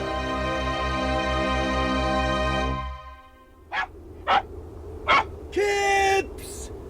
Mr. Kipps! No! No! Arthur! Mr. Kipps! No! Arthur, it's all right. It's all right. It's me, Sam Daly.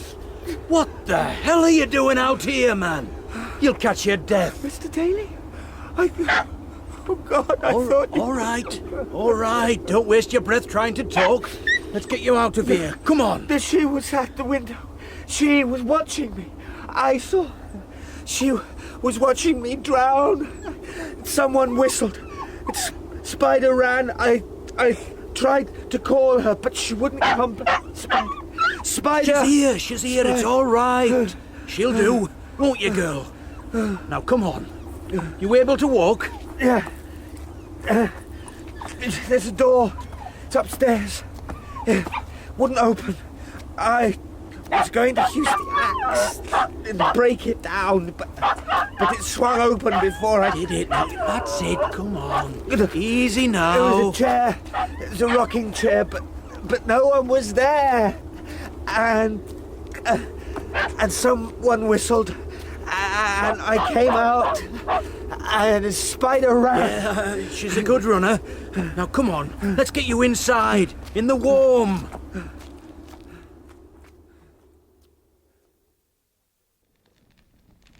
But the trap.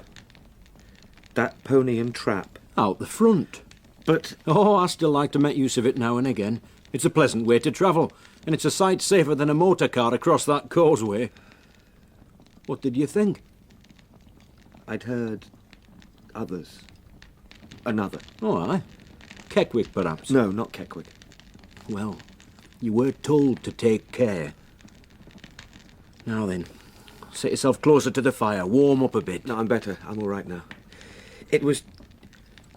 I could use a drink. Oh, I can't help you there. Here, have a swig of that. Oh, thank you.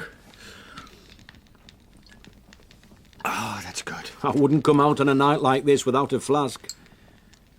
Why did you come out, Mr. Daly? I had you on my mind. I weren't happy. It began to unsettle me. But it's quite early in the morning, isn't it? I've become so confused. Middle of the night. I kept waking. Like I say, I had you on my mind. And it's a good job I came when I did. Yes, I'm very grateful. I can't actually remember. I can't even remember how I got in here. I carried you in, Arthur. You were pretty far gone out there. Well, I am extremely glad to see you, Mr. Daly. Aye, you've good reason. People have drowned on that marsh before now. Yes, I know that now. I was being pulled under, and the dog with me.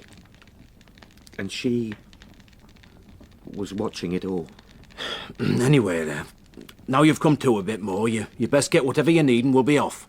Off? Aye. I came to see how you were faring in this godforsaken place.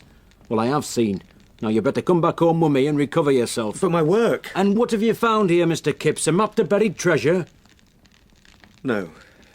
A great quantity of rubbish, Mr. Daly, and precious little else. But the job will have to be done at some time or other. I am obliged to do it. Sometime, Arthur. Not now. No, you're right. There are some letters, papers here I want to take with me. And I have to go upstairs. Upstairs? Why? I need to see something. I'll come with you. No. I must do it on my own. You won't learn, will you, Arthur? Please. I have to. Go on, then.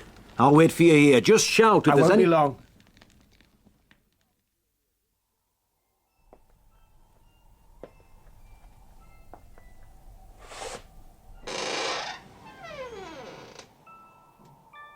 Oh, dear Lord. The room that had been so ordered only hours before now lay in a state of total disarray. Sheets and blankets had been pulled from the bed and lay trailed across the floor. The wardrobe door and the drawers of the small chest had been thrown open, the clothes dragged out and left hanging like entrails from a wounded body. The lead soldiers had been knocked down like ninepins, books lay open, their jackets torn, soft toys were split and unclothed. The bedside table was overturned, and the rocking chair had been pushed into the centre, to stand like a great brooding bird over the wreckage. And somewhere beneath it all, the music box played.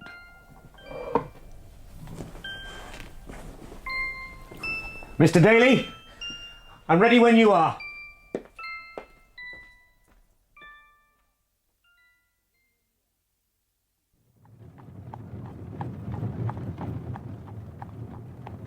As we crossed the Nine Lives Causeway for what I fervently prayed was the last time, the tide was dropping back steadily, The sky was a uniform pearly grey, the air moist and cold and still. The marshes lay dull and misty all about us, and ahead the flat countryside stood dripping and colourless. At Mr. Daly's, a room had been prepared for me, and I was left alone to sleep fitfully through the morning, my mind in a fever of confusion. I awoke at 1, little refreshed, but forced myself to take a hot bath and eat a light lunch, and then passed the afternoon in the peace and tranquillity of my room, rereading Janet's letters that I had brought with me from the island, slowly piecing together the tragic story that seemed to be centred still at Eelmarsh House.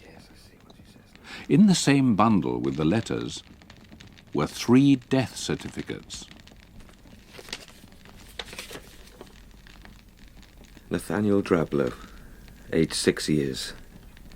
Cause of death, drowning.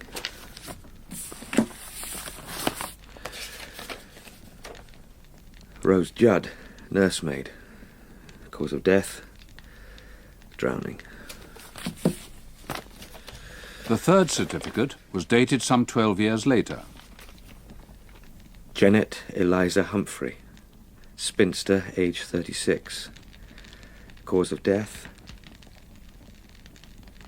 heart failure. Come in. It's only me, Arthur. Come to see how you look. Will you live, do you think? Oh, yes, I'm sure I shall. I feel a good deal better already. Thank you for last night. Aye. You've come a long way since the night I met you on the late train. Feels like 100 years. Aye, you've gone through some rough seas. Well, I'm in the calm now, and there's an end of it. That's to be hoped, for sure. Surely you don't think any more harm can come of it? I never intend to go back there. Nothing would persuade me. No? That's good. So all is well. Though I do wonder what will happen to the house. I can't imagine anyone wanting to live there. Do you suppose that poor old Mrs. Drablow was haunted by... Our sister. Sister? The woman in black? Janet Humphrey.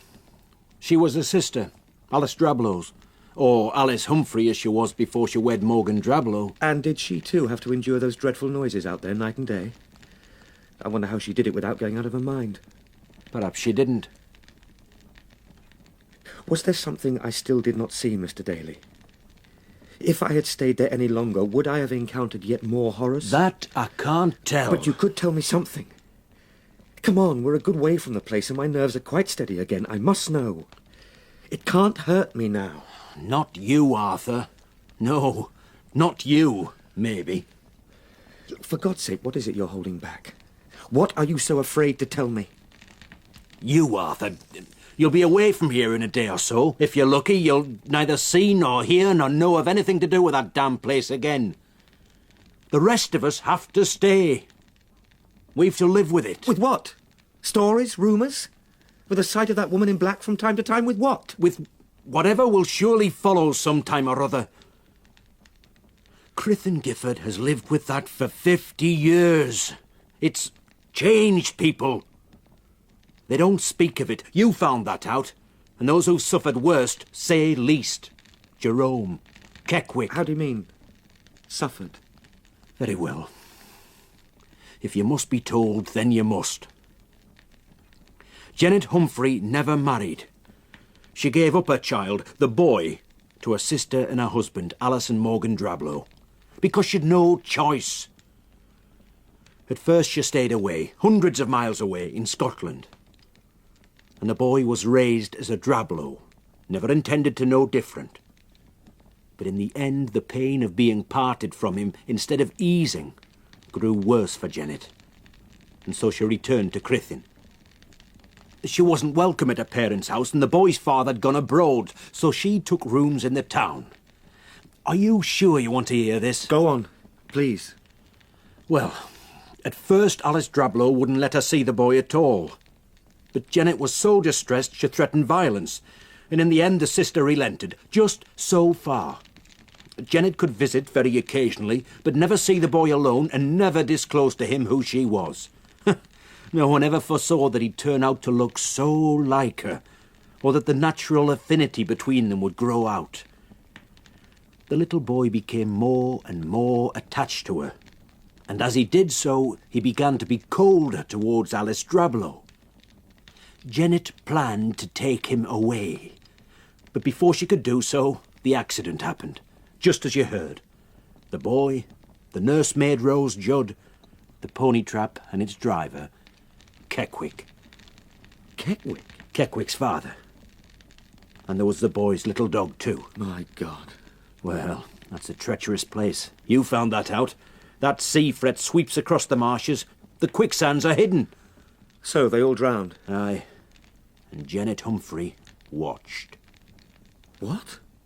She was back at the house, watching from the nursery window, waiting for them to return. That poor woman. The bodies were recovered, though they left the pony trap that were held too fast by the mud.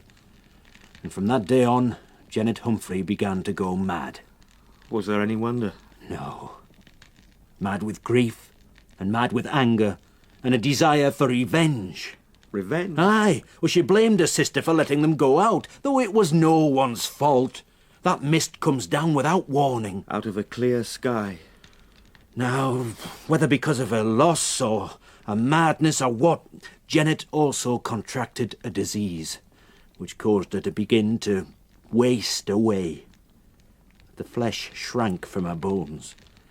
The colour was drained from her. She looked like a walking skeleton. When she went about the streets, people drew back. Everyone were terrified of her. And eventually, she died. She died in hatred and misery. And as soon as ever she died, the hauntings began. And so they've gone on. What, all the time? Ever since? No. Less these past few years. But she's still seen, and the noises heard, by folk chancing to be out on the marsh. And presumably by old Mrs. Drablow. Who knows? But Mrs. Drablow is dead now. There, surely, the whole matter will rest. Whenever she's been seen, in the graveyard, on the marsh, in the streets of the town, however briefly and whoever by, there's been one sure and certain result. Yes? In some violent circumstance, a child has died. What? You mean by some accident? Oh, generally an accident.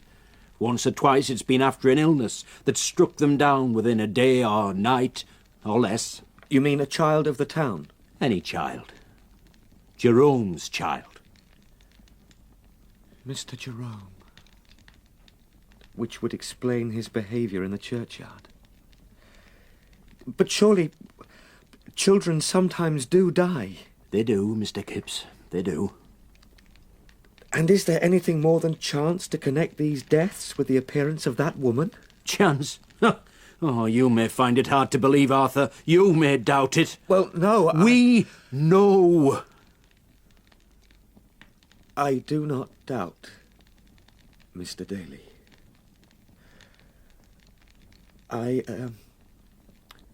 If you would excuse me, I think I should like to rest now. Aye, and so you should, Arthur. I'll leave you. You'll need your strength for your journey home tomorrow. Though you know you're welcome to stop here for as long as you like. That's most kind. But I've a deep longing for London. Strange though it may seem to you. And Stella is waiting for me there. Well, you know your own mind. But for now, I should try and get some sleep. Come on down when you feel like some supper.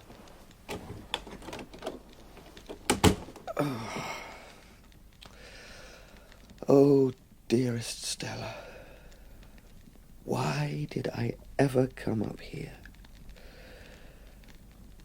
How I miss you.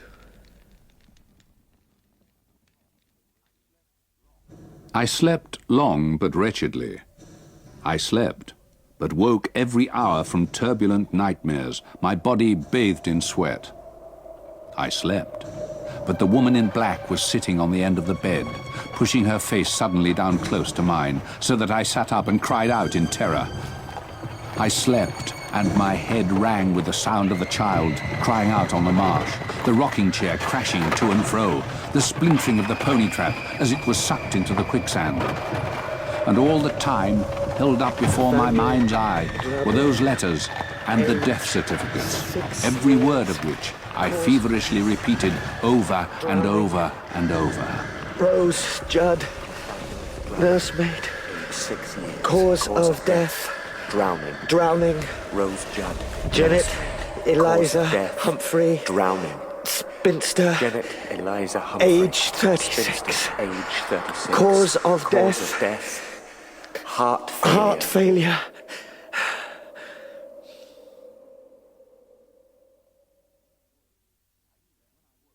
I slept.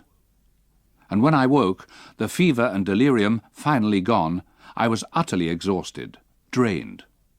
But I was well. There was nothing else the woman could do to me. I had endured and survived. Arthur, you're awake. Stella? Stella? Where am I? How did I get home? Arthur, you're still at Mr. Daly's. You've been very ill, my darling. I've been so worried. We all were. But I was just talking to Mr. Daly. I'm travelling back today to see you. The doctor has called every day. You've had the most terrible fever. Mr. Daly sent word to the office, and as soon as Mr. Bentley told me, I took the train up to be with you. Oh, Arthur, whatever has happened to you here? How long have I been ill, Stella? 12 days or more. Oh, Arthur, I feared I might lose you. Oh, no chance of that, I'm afraid. I come from good yeoman stock. I couldn't stand to live without you, Arthur. Shush, no, shush. You won't have to. I'm better now. Look at me. All danger is past. Yes. Yes, I believe it is, and whatever it was that did this to you, I shall not allow it to happen again. As soon as you're a little stronger, we shall travel back to London together.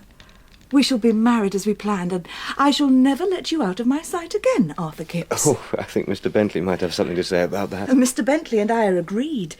He bitterly regrets having sent you to this place. He asks you to forgive him. Well, I do. I'm quite certain he wasn't to know. And anyway, I'm not sure I do regret having come here altogether.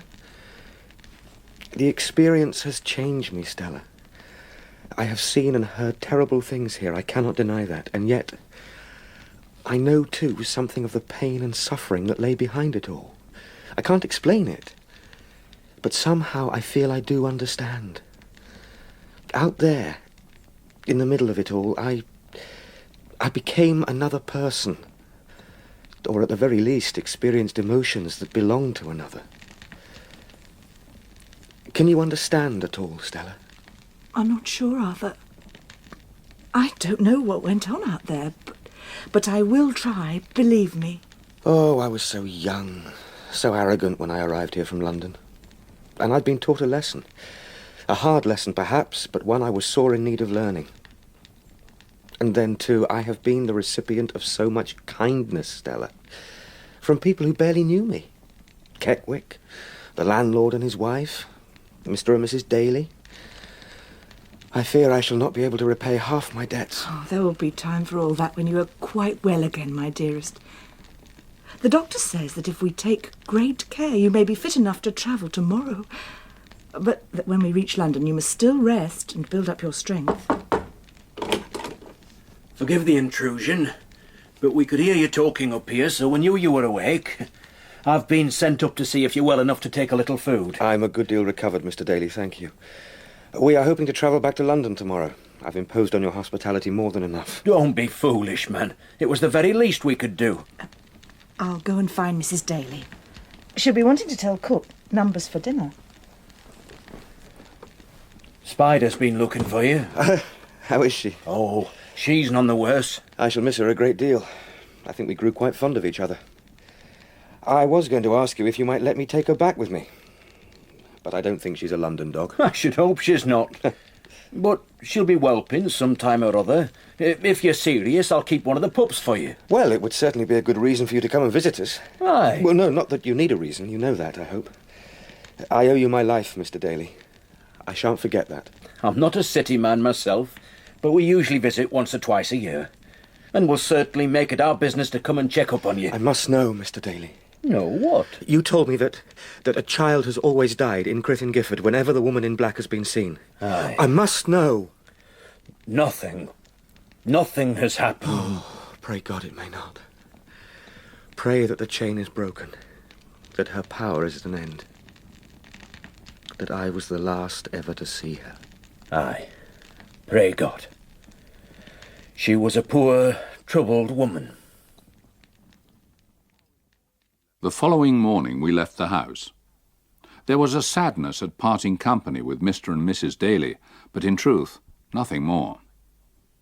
I did not wish to see the town again, did not want to risk meeting Mr. Jerome or Keckwick, and most of all, I didn't want to catch so much as a glimpse of the distant marsh. The doctor had told me to put the whole thing from my mind, and with Stella beside me, it already seemed as if it might all have happened to another person altogether. Little did I know that the worst was yet to come. Stella and I returned to London, and within 6 weeks we had married, quietly and without fuss. We were as happy as a young man and his bride could possibly be, content in each other's company, not rich, but not poor either, busy and looking forward to the future. A little over a year later, Stella gave birth to our child, a son, whom we called Joseph Arthur Samuel. Mr. Daly was his godfather.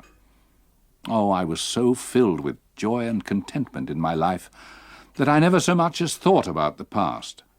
Eelmarsh House, the Drablow Estate, Janet Humphrey, these were names that were never mentioned again. And I was in a particularly peaceful, happy frame of mind one Sunday afternoon in the summer of the year following Joseph's birth. We had gone to a large park, 10 miles or so outside London. There was a lake, a bandstand, stalls selling ices and fruits. Families strolled in the sunshine, children tumbled about upon the grass. There was a festive, holiday air about the place as Stella and I walked happily, with young Joseph taking a few unsteady steps, holding on to our hands while we watched him, as proud as any parents could be. One of the attractions on offer was a pony and trap, on which rides could be taken down an avenue of great horse chestnut trees. There was only room enough for 2 passengers, so Stella took Joseph, and I stood watching them bowl merrily away down the ride. You hold on tight, Joseph. I'll wait for you here. We'll be back soon. They went out of sight round a bend, and I began to look idly about me at the other enjoyers of the afternoon. And then, quite suddenly, I saw her, standing by one of the trees, Janet Humphrey, the woman in black, with the wasted face. Oh, my God. Our eyes met, just as they had done in that old burial ground on the island. I felt once more her power, the malevolence, the hatred, the passionate bitterness. And, just as before, I could not take my eyes away from her. I knew that something terrible was about to happen, and that there was nothing I could do to prevent it. No! She stepped out into the path of the pony. No! No!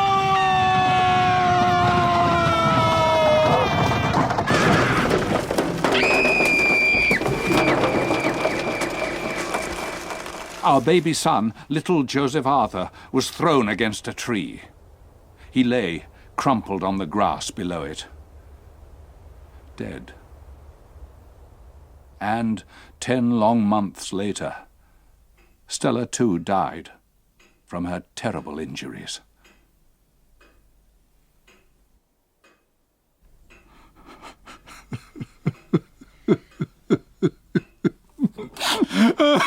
It's past 3 o'clock. What are you doing down here still?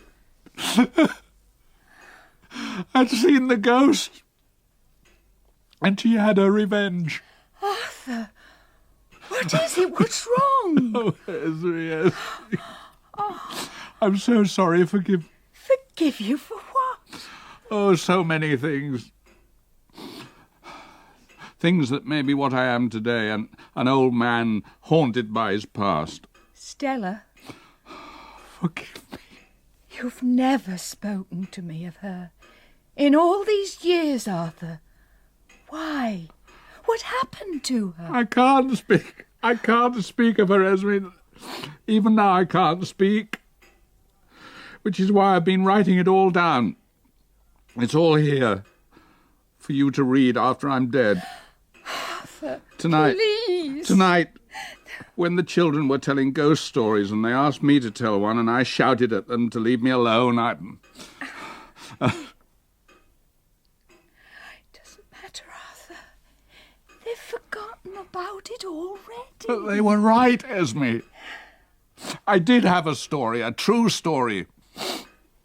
And I knew that until I told it, not aloud by the fireside, not as an idle diversion, but until I exorcised it, I would have no rest from it. And that is what I've done tonight. I've set it all down on paper, every detail. At last.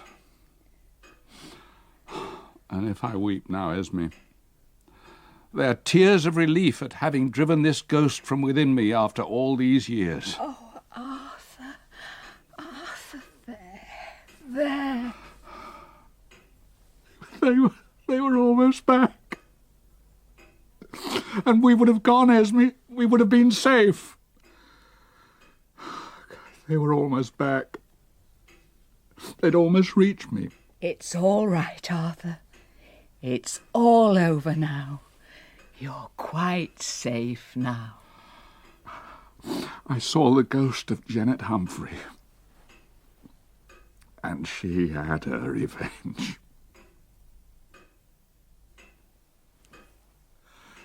Stella! Joseph!